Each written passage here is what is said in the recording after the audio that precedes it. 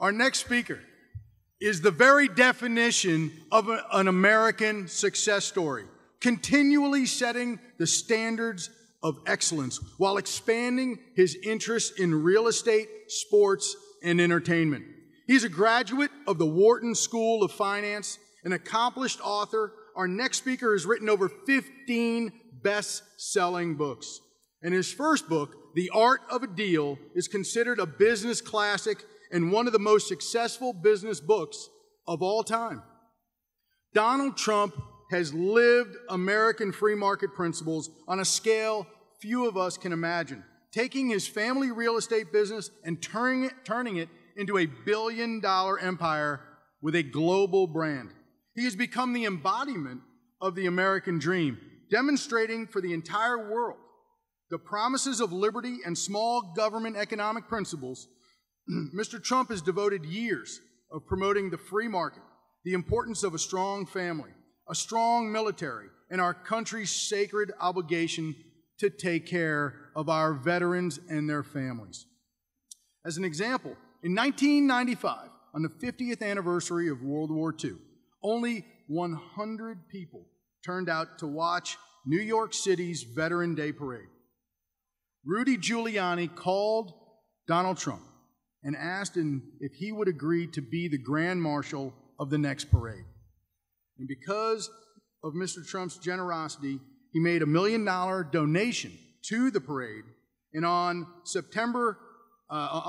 Saturday, November 11th, almost 1.5 million people watched Donald Trump march down Fifth Avenue with over 25,000 veterans. That's the kind of guy Donald Trump is. On a personal note, I've gotten a chance to know Mr. Trump very well over the years, and he is an unbelievably generous person. And my son, who's been running around here today, was just in the orange shorts picking up chairs, is 12 years old. He just turned 12 this week. And he's had 4 brain surgeries and 2 heart surgeries. And so I spend a lot of my time trying to raise money for Children's Hospital. And Mr. Trump, even really just because he knew Griffin and because he is one of the most generous people I know, has bent over backwards to help me and to help Griffin, help the children who still need the help at Children's Hospital. So Mr. Trump is forever in my debt, and forever I will be grateful to him for what he's done for me and to help me and my family. He's also become one of President Obama's sharpest critics, never shying away from pointing out when the president is making America weaker or hurting our competitiveness. He has also been one of the loudest to warn about the threat of China, fearlessly telling America that if it doesn't toughen up, we won't be on top for long. Mr. Trump was born in Queens, New York. He is married to Melania and the father to 3 sons and 2 daughters, and the proud grandfather of 7. Ladies and gentlemen, please give me a warm South Carolina welcome for Donald Trump.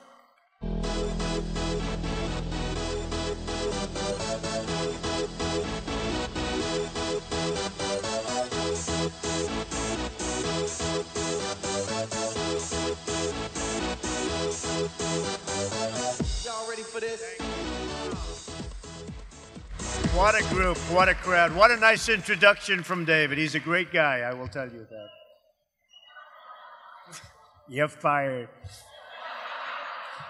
So, I've been dealing with so many politicians lately. I see them all over the place. Sadly, politicians are all talk and no action. They're not going to get you to the promised land, that I can tell you. And I've heard it. And, I heard one of them today saying something that I say all the time. You know what that is? Do you know the expression? Right? Say it. No? Well, they do. They copy that, too. Right? Make America great again. I say it. I actually have an application for copyright for a long time. And then a certain politician got up, he said, "Make America," he saw me make a speech. I was talking about making America great again, which is my theme, which is important. I could come up with other themes, so can they. But they copy my themes all the time. So Mike Huckabee, the other day, he announced, he's a really nice guy. And by the way, the politician was Scott Walker, and he's a very nice guy also. And he was up in my office about 4 or 5 weeks ago, gave me a plaque. But then he copied my theme. I don't like it. So Mike Huckabee, another one I like a lot, but he said the other day that he's not going to cut Social Security, Medicare, and Medicaid. Well, I've been saying that. I'm the only one that's been saying that. So he saw I got this massive, crazy standing ovation. But here's the problem. If they didn't cut it, there's nothing they can do about it because they're not going to bring money in. I know where the money is. I know how to bring it in because that's what I do. I've really done a good job. I built an unbelievable company. I deal with Europe, and I deal with Asia. I deal with China all the time. Made a lot of money in China. The Bank of America building, people don't understand. I own a big chunk of the Bank of America. I beat China. That's how I got it. 1290 Avenue, the biggest floor plates in Manhattan. I beat China. They're not happy. They don't like me. I like them, actually. I have them in my buildings. In fact, the largest bank in the world is in Trump Tower, China Bank.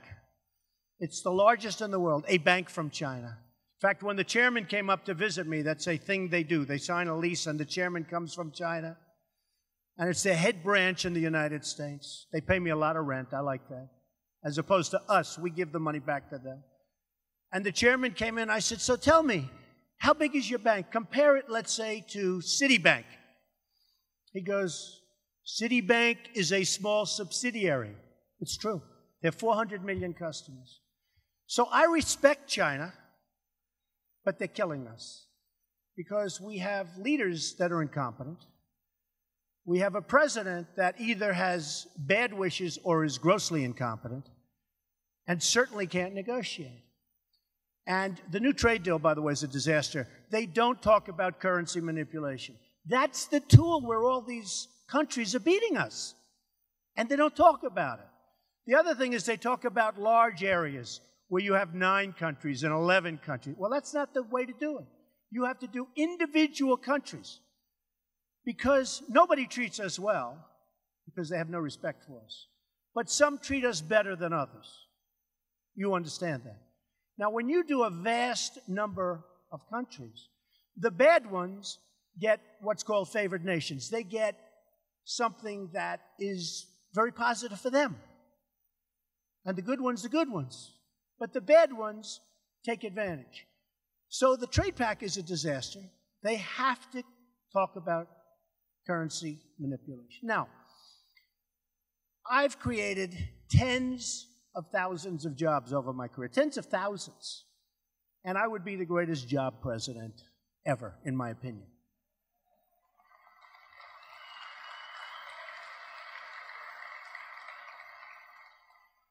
But I really think I'd be even better at security. When I look at what's happening and the stupidity of what we're doing, as an example, fairly recently, we were helping what's left of Iraq. Think of that, what's left of it. Because, by the way, Iran has most of it, and the rest of it's had by ISIS, okay? So we spent $2 trillion. $2 trillion. We lost thousands of lives, and we have wounded warriors all over. I love the wounded warriors. They're the bravest people. Bravest people.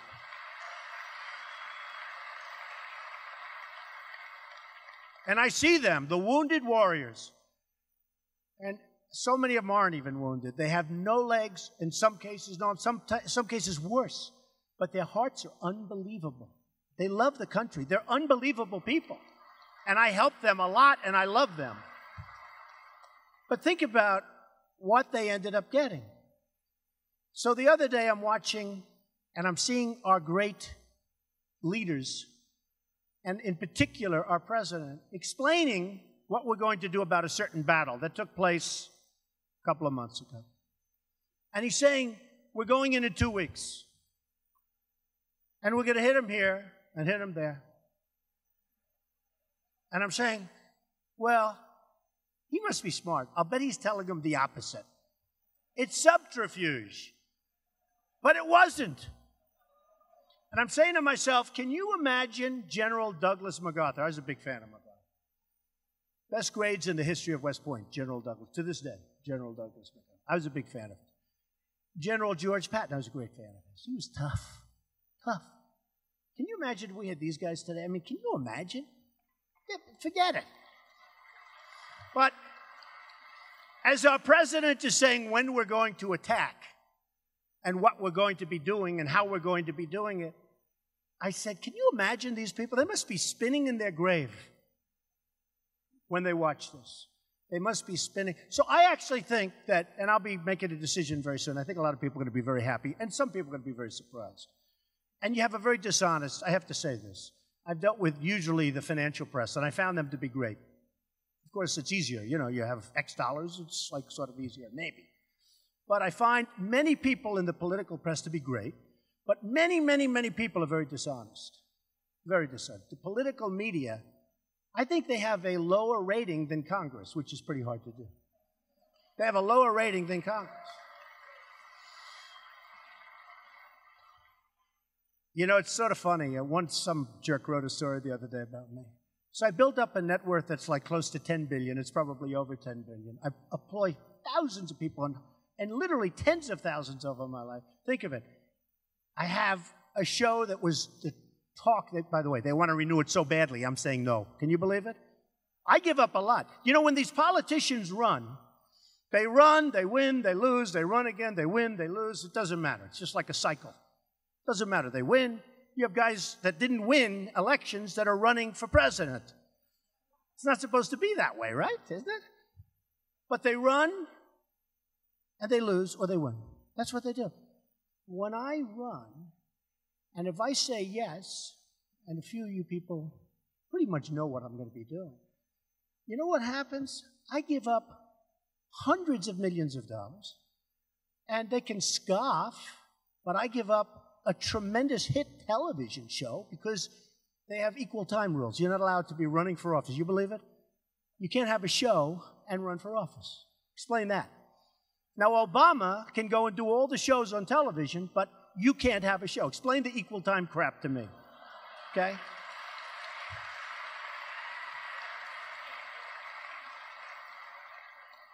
So we're going to do something, I think, that's going to be very earth-shattering. And I ask, a lot of times I'll ask people, when was the last time you saw our great country? I love this country. But when was the last time you saw the United States win something? Positive news. Positive. Do you have any positive news? When did we beat China? You know, they just overtook us last year as the #1 economic power. You know that. We're now second. Unthinkable. It's unthinkable. And by the way, that's because they suck all the money out of us. And then what happens is even worse. They take it from us and then they loan it back to us. They have trillions of dollars of our debt. We're paying them interest. But when was the last time you saw anything good? When did we beat China? When did we beat Japan? You know, Japan is rearing its head again. They're devaluing their currency, the yen. Big league. Big league. They're devaluing. And we have people that sit around, don't let them, we don't do anything. They send their cars in by the millions. They make a fortune. When was the last time you saw a Chevrolet be sold in Tokyo? Okay? Doesn't happen. It doesn't happen. They don't let them come in, and if they did let them come in, the people wouldn't buy them. And I don't mind the second part, but the first part is not acceptable. It's not acceptable. And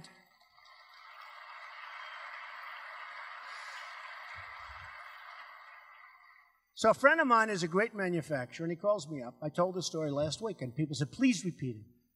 He manufactures really good. And he sends stuff, and he calls me up. He says, oh, I'm so distressed. Why?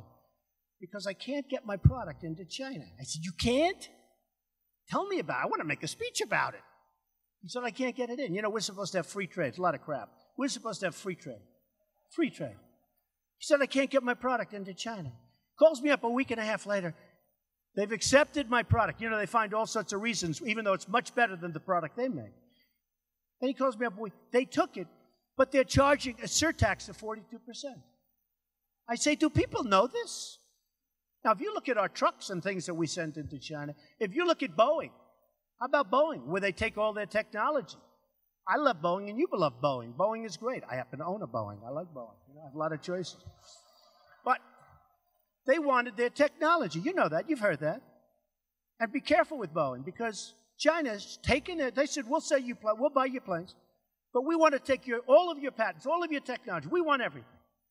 Or we're not buying from you. And now they're building massive plants to create and build airliners, okay? I'm not saying wrong. Look, I love the Chinese. I respect them. I told you I have tenants, but they buy apartments. They pay me $25 million, $35. What, am I supposed to dislike these people? I love them. Who ever heard? I built an apartment. I sell it for $35 million, and then I'm supposed to dislike them? I respect them, and they respect me. You know, it's sort of interesting. There was a story in Business Week magazine. The 10 things that China most wants. Now think of it. Who hits China more than me? With respect, I hit them. No, it's true. It is respect. Their people, their negotiators are much smarter and much better than us. So it is respect. But what happens is the 10 things that China wants the United States, right? They actually want the whole United States, but forget that. One of the 10 things is anything Trump. Can you believe it? I hit them and they want anything Trump. They love my product, my buildings, my everything. They love Trump because I think they respect me. I think they respect what I say. I have friends in China that call me and say, and I won't imitate the accent because they'll say it's racist to do that, so I'll give it in an American accent. Is that okay? I do that for the press. But I have friends in China that call me and they say, Donald, I can't believe that we're able to do these things that we're doing to the United States. I can't even believe it. What we're doing. Have you seen the deficits that we have with China, with Japan, with Mexico? Massive. We're losing fortunes, and we're losing our jobs, and we're losing our manufacturing. What do you do about it? Now, I had one person say, oh, you started talking about China, but you didn't say what to do about it. I said, you know, that's a good point. A reporter who I actually respect. He said, you talked really nicely. He gave me the highest mark for presentation, but not for content. I thought my content was better than my presentation.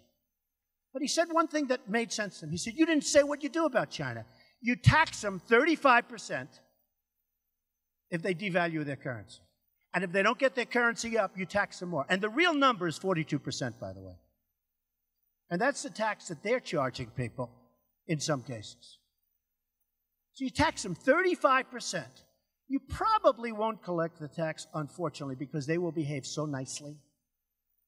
They will go down the tubes so quickly. We've rebuilt China. They've taken so much. You know, Apple. I love Apple. It's great. I have Apple stock. I did well with Apple stock. I'm not a stock person. I don't believe, I like to control my own destiny. But I bought some stocks. One of the stocks goes up like a rocket. But do you consider that really an American company where 100% of their product is made in China and a couple of other places? And then they say, we're going to open up a factory in the United States. You know how many people are going to be there? About 3. It's like a PR statement. So China, just to solve my problem with this reporter, who, again, I respect greatly, and I think he's right, I would tax China, big league. And I hope they don't behave. I really hope they don't.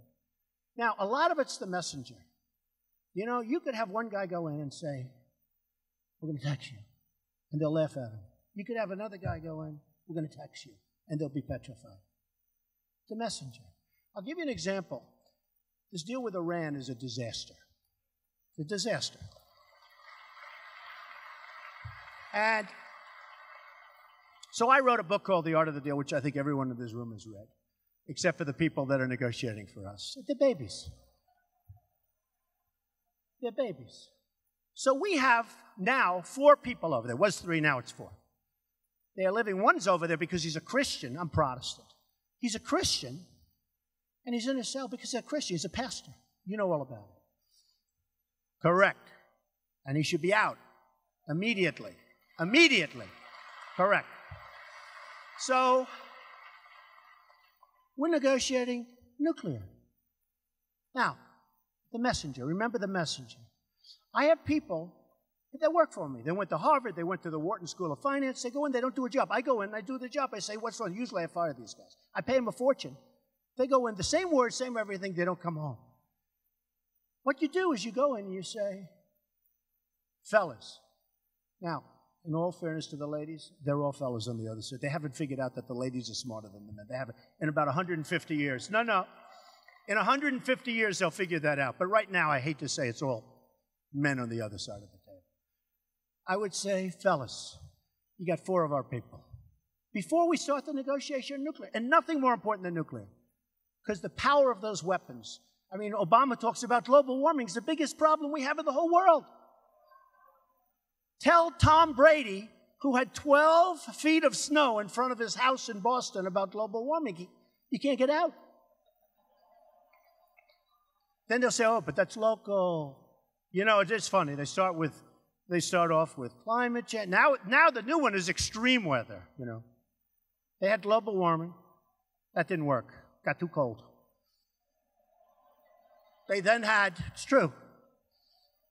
They then had climate change. That wasn't going great. But now they came up with the beauty, extreme weather. Do you ever notice? That's the new word. And by the way, I believe in clean air. You know, you will not believe it. I've gotten so many environmental awards. People don't believe it. But I believe in clean air. I believe in all of that. I believe in everything. But I'd go in and I'd say very nicely, fellas, you got these people. Let them out. Let them out. You don't want them. You don't need them. In a vicious prison, by the way. A prison that doesn't get worse. You got 4 people. It was 3. You got 4 people. They didn't have a writer. You got 4 people. Let them out. You don't need them. We want them. Our people are going nuts over it. Their families are devastated. Let them out. Sign of good faith. Sign of good faith. I'll tell you what will happen. Now, it's the messenger. Remember, it's the messenger. They'll say, great, we'll let them out. We don't even ask.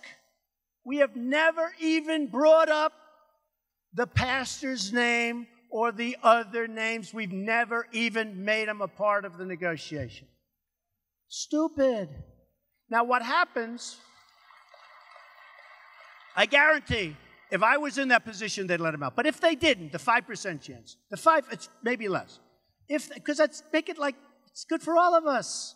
It's good for you. You want to make a deal. If they didn't, I'd walk out of the room and say, there's no deal. Because you can't deal with the people. They're unreasonable. Now, how about this? How about this? So we're paying them $700 million a month. We're paying Iran. Anybody know that? Got announced about 4 or 5 weeks ago. Reparations. We're paying them $700 million, billions of dollars. And the person that's in charge of the negotiation, Marie Harth, who's very nice. I love her glasses, those big, beautiful glasses. She said in a statement, we didn't want to talk about that we weren't paying them, but all of a sudden we started paying them. So we're giving them I think it's $710 million a month. $710 million, that's serious money, no matter how rich you are. And Marie said, because the question was asked, why don't you make that part of the nuclear negotiation? We don't want to complicate the nuclear negotiation. We don't want to complicate. Say, excuse me? One thing has nothing to do with the other. We don't want to complicate the nuclear negotiation. Do you believe that? So we're dealing with babies. And I call our president the 5-to-1 president. We got Bergdahl. They get 5 leaders, killers that want to kill us all. And they're all back on the battlefield, by the way. And we got this piece of garbage named Bergdahl, who years ago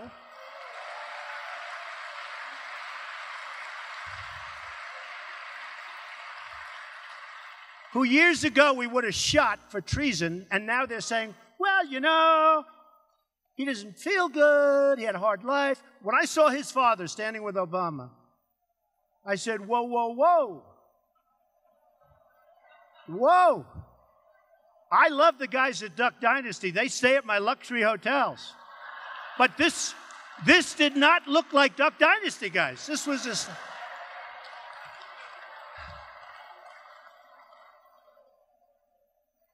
So even though some people are copying my expression of make America great again, they'll never be able to do it because they don't have the ability. I'll tell you another. I don't need money. If I run, I don't need any money. I made a lot of money. In fact, one of the things I'll do is show I made a lot of money. And if I run, I'm going to put all of the brand, 100%, 110%. I don't care about a building. Do I care? I'm building on Pennsylvania Avenue, brand new. I just finished Doral in Miami, most incredible. Took an old place, tired. I made it the hottest club in the country, hottest resort in the country. The old post office on Pennsylvania Avenue, right between the White House and Congress. Going to be. I don't care about that. I don't care. My daughter Ivanka. You ever hear of Ivanka? It's very smart. She can run it. Run it. Enjoy it. Have a good life. I would put 100%, 150% of my energy into making our country rich again. Now, somebody said, oh, don't say that. That's not nice. You're talking about money. You're talking about rich. I said, what's wrong?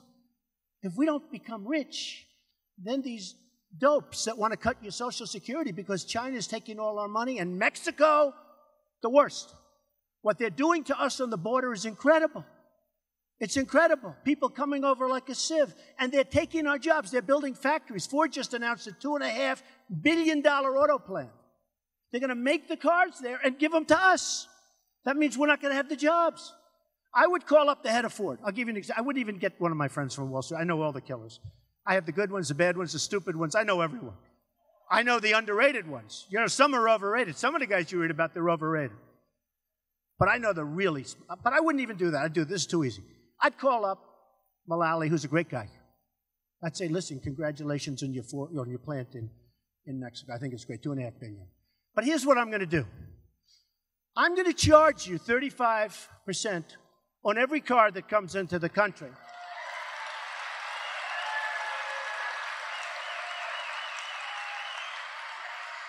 And because you're not building it in the United States, and we're not going to let you come across with the illegals, the cars, we got everything coming across. We got illegals, we got free cars, we got no jobs. I am going to charge you 35% for every car that's made, or truck or part, made in that factory, and you're going to pay it. And he's going to say, no way, no way. Here's what's going to happen. The lobbyists will come and see me, but I don't give a shit about lobbyists, okay? I don't care.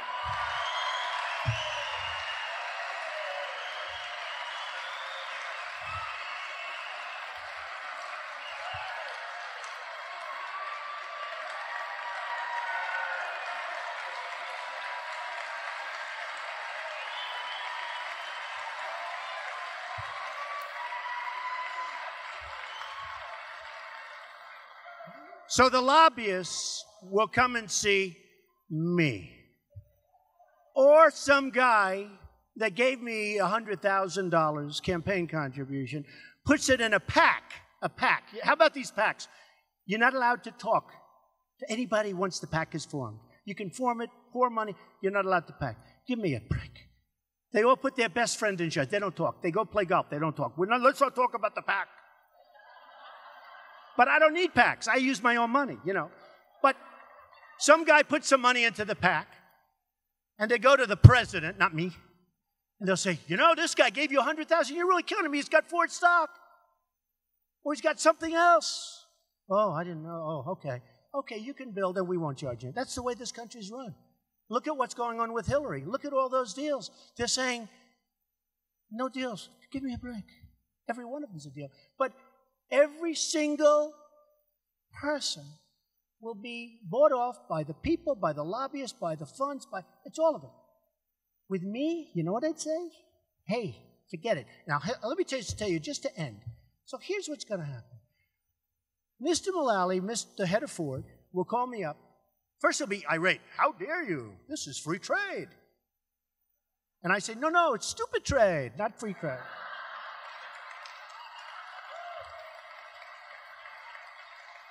And I like him, by the way. So call me up and say, he'll call me once, please, please, call me again. By the end of, I would say maximum 1 week, probably one day, he will announce that they're not building the plant in Mexico, that they're going to build it in South Carolina or Tennessee or this or that.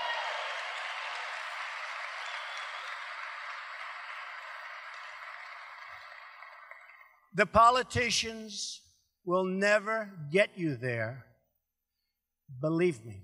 So I'm going to be making a decision very soon. Now, I say it, and it's very funny. I have the biggest crowds, I have the biggest standing ovations, and not because they like me. I think I'm actually a nice person. I think I'm a nice person.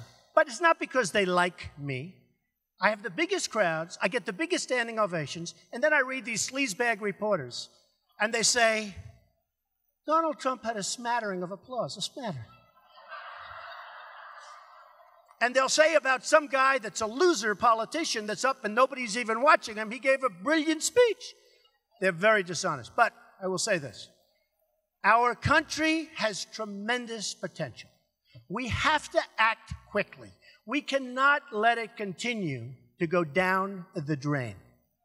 It can be turned very fast. For my friend, the reporter, China will be taxed big league. And we're going to bring jobs back to this country. We're bringing jobs back, and if we don't bring the jobs back, we're bringing the money back. I don't care. I'll take either one because the money relates to the jobs. Mexico will not be taking advantage of us. They will not be having open borders. And the greatest builder is me. And I would build the greatest wall you have ever seen. The greatest.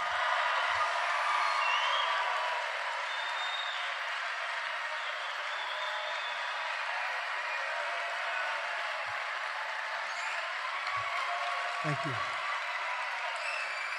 Thank you. And just to finish, you know who's going to pay for the wall? Mexico. With all of the money that they have taken from us, they will be paying for that wall. Ladies and gentlemen, thank you very much. We'll be talking to you soon. Thank you. Thank you.